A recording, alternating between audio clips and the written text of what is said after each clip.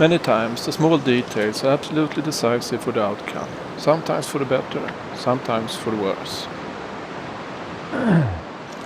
A few years ago, this pool is one I really look forward to fish. I caught several large salmon here and many smaller ones, but then something happened. The fish just don't bite anymore. I've given it some thought, and I think we have to go back in time to find a possible answer. This is how it looked in 2016. My theory is that these trees was a key factor, at least for my fishing.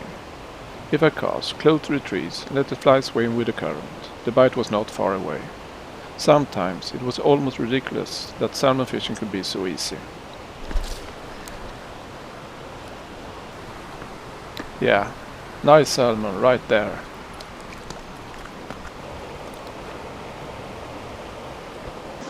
But then, during the fresh run salmon fishing in May 2017, someone swabbed the branches of both trees. And since then, I have barely had a bite here. Everything changed from one day to another. I don't know why this someone swabbed the branches. Maybe so it would be easier to fish that particular spot. Sometimes it seemed to me that some anglers would prefer to fish in a bathtub full of fish but without rocks, vegetation or anything else that might jeopardize the big catch.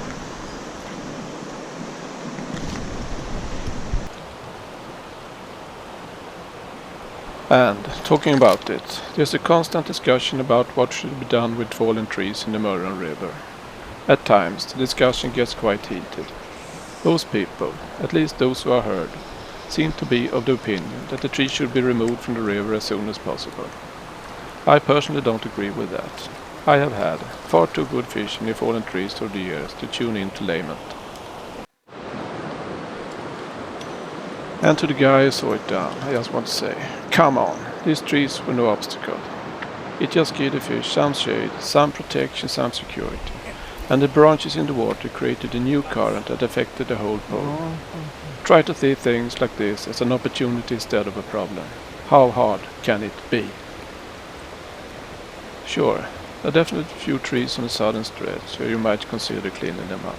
But otherwise, I think, you should let nature take its course. A tree that lays in the way one year is usually removed by the spring flood the following year. Then, new opportunities are created. Or not. But, regardless, remember, that nothing lasts forever, so take the chance when it comes. In addition, a tree laying in the water creates a micro-ecosystem and thus contributes to biological diversity. I'm pretty sure we will all benefit from that in the long run.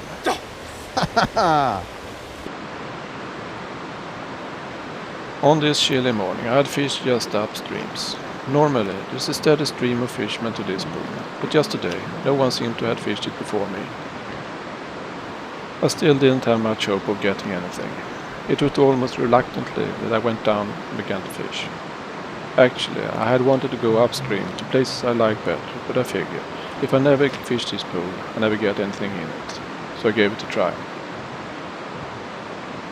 And when I least expected it, the fish bite. It really came like a bolt from the blue. This was the most surprising bite for me this season. Seriously, where did that fish come from?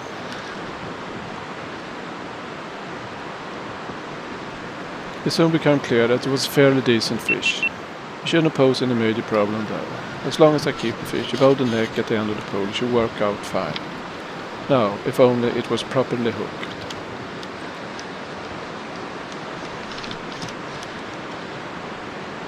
The nature of the pool, a strong current with plenty of space, also gave the fish an opportunity to put up a tough fight.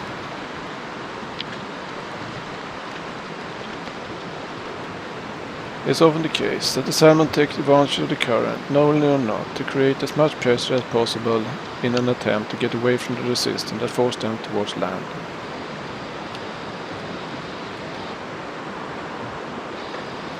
This fish was no exception.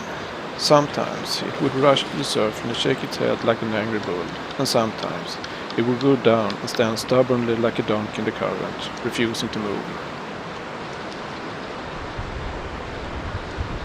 It was, in other words, a typical salmon fight. I applied hard pressure from the first moment, and after a minute or so I started to feel it in my arms. It was just a matter of shaking off the lactic acid and then putting up the pressure again. And then, there was the ever-recurring question of where to land the fish.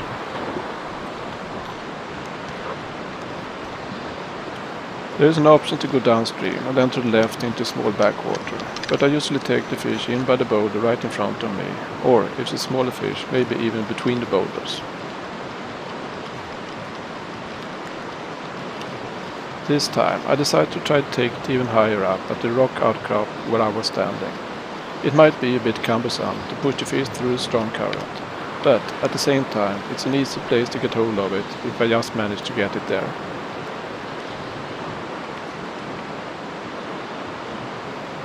But it hadn't given up yet. Unreluctantly, the fish struggled to break free. However, I gave it as little space as possible. It's usually the best way to fight salmon. It looks like a female salmon. The broad tail is unmistakable and the way it's fired points in that direction as well. Heavy, but without any spectacular escape attempts. In the end, it's just a matter of leading the fish right and not getting carried away too much. If you just keep calm and focused, the landing usually goes quite easily. But it's easier said than done, of course. At this critical moment, it's very easy to still make a fatal mistake that causes the fish to come loose. And that would be a shame. If you have got this far, you really want to succeed in landing the fish as well. Just make sure to have the rod at an angle so it can flex, and keep a little eye on the line. Then it usually works out.